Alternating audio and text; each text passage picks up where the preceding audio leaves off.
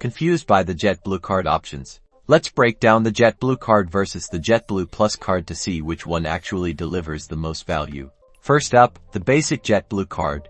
It boasts a lower annual fee, usually around $0 to $100.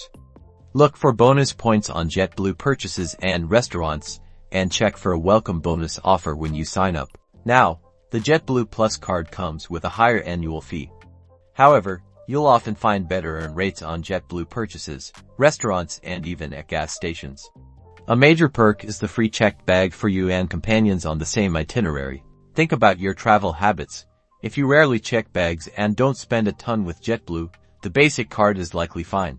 But if you fly JetBlue often and always check a bag, that free checked bag and increased earning potential with the Plus card can easily outweigh the higher fee. Do some quick math. Estimate your JetBlue spending and how often you check bags in a year to determine which card offers the biggest financial advantage. Ultimately, the best card depends on your individual travel needs. Choose wisely, and happy flying.